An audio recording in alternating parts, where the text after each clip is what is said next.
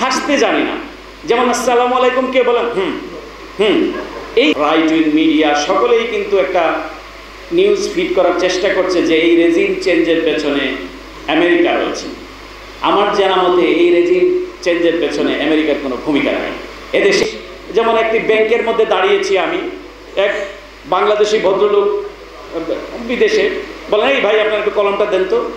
তো কলমটা দিলেন, উনি সিগনেচার করে কলমটা দিয়ে অন্যদিকে তাকিয়ে চলে যাচ্ছেন। আমরা ওইদিকে আসেন ভাই, কলমটা দিলেন আপনি, তো এই কলমটা যদি একজন যদি হ্যারি দিত বা টম দিত আপনি কি বলতেন? না তা তো বলতাম থ্যাংক ইউ। তাহলে আপনি এটা ধন্যবাদ বলার প্রয়োজন মনে করেন না, আপনি তো দেশি মানুষ। এই যে আমরা এই যে কৃপণতা, দেশি মানুষ বলে তার প্রতি শ্রদ্ধা পোষণ না করা, তার প্রতি রেসপেক্ট না করা, বরং দেশি মানুষ বলে আমি তাকে বেশি শ্রদ্ধা পোষণ করি। তারপরে আমরা অনেক সময় হাসতে জানি না। যেমন আসসালামু আলাইকুম কে বলেন হুম হুম। এই যে সংস্কৃতি, এই সংস্কৃতি দূর করতে হবে। আপনি আমাকে একজন সালাম দিচ্ছে, সে রিসিপ্রোকাল, সে ভাবতেই পারে যে আমি একটু হেসে ওয়ালাইকুম সালাম বলবো, কিন্তু এটাও আমরা করতে চাই না, আমরা কার্পণ্য করি। কিন্তু অনেক বড় বড় নেতা দেখবেন যে তো আপনি যখন এই সংস্কৃতি যখন ধারণ করবেন না, লালন করবেন না, আপনি কি করে সমাজ পরিবর্তন করবেন? সুতরাং এই বিষয়গুলোকেও আমাদের ছোট ছোট জিনিসগুলোকে অ্যাড্রেস করতে হবে। যাই হোক, আমি ওদিকে যাচ্ছি না। আমি যেটা বলতে চাই যে আমার এক্সপিরিয়েন্সের পর আপনারা আশা করছেন যে হয়তো আমি একটু আমার এক্সপিরিয়েন্স শেয়ার করব। যে অনেকে মনে করতে পারেন, ধারণা করতে পারেন যে যুক্তরাষ্ট্র, অনেকে বলেন বিশেষ করে এই পার্শ্ববর্তী রাষ্ট্র ইন্ডিয়া, রাইট উইং মিডিয়া সকলেই কিন্তু একটা নিউজ ফিড করার চেষ্টা করছে যে এই রেজিম চেঞ্জের পেছনে আমেরিকা রয়েছে। আমার জানা মতে এই রেজিম চেঞ্জের পেছনে আমেরিকার কোনো ভূমিকা নেই। এদেশের আবাল বৃদ্ধ বনিতা তাদের তাজা রক্তের বিনিময়ে এদেশের তৃতীয় স্বাধীনতা। সুতরাং এখানে এটি হলো এক ধরনের কথার কথা। আমেরিকা যেটি করেছে, আমেরিকাতে কিন্তু দুটো বিষয় এক করলে চলবে না। ইউনাইটেড নেশনস এটি কিন্তু একটি ইন্টারন্যাশনাল প্ল্যাটফর্ম, এটি একটি ক্লাব। আপনিও সদস্য, আমিও সদস্য।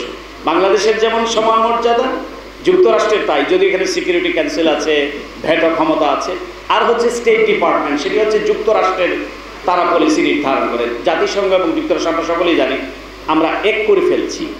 আমার যে কাজটি আমি মনে করেছি যে আমার করা দরকার, আমরা পৃথিবীর বিভিন্ন দেশকে আমরা দেখেছি যে যেই দেশগুলো নিগৃহীনের শিকার, যেখানে বৈষম্যের শিকার, গণতন্ত্রহীনতা আছে, রক্তপাত হচ্ছে, তারা তাদের যে অরিজিন, যারা জার্নালিস্ট আছে বা সিভিল সোসাইটি রিপ্রেজেন্টেটিভ আছে, তারা এই জিনিসগুলোকে সামনে এনেছে। এবং অনেক দেশেও কিন্তু এই ভূমিকাটা তারা রাখতে পেরেছে, জাতিসংঘ থেকে অথবা স্টেট ডিপার্টমেন্ট থেকে।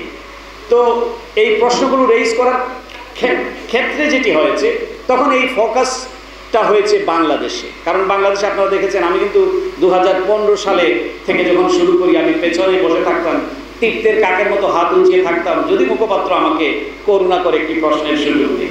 পরেও তো দেখেছেন আমার নাম ধাম, এটাকে আমার সময় লেগেছে, আমার নাম ধাম ধরে তারা রাখছে এবং তারা এক ধরনের প্রিপারেশন নিয়ে এই ব্রিফিংগুলোতে আসতো যে বাংলাদেশ প্রসঙ্গে এখানে থাকবে, বাংলাদেশে গণতন্ত্রহীনতা আছে, বাংলাদেশে ক্লাইমেট চেঞ্জের ইস্যুস আছে, বাংলাদেশের রোহিঙ্গা শরণার্থীর সমস্যা আছে। এবং একজন স্পোক্স পার্সন সে তো আর নিজে কোনো পলিসি নির্ধারণ করে না।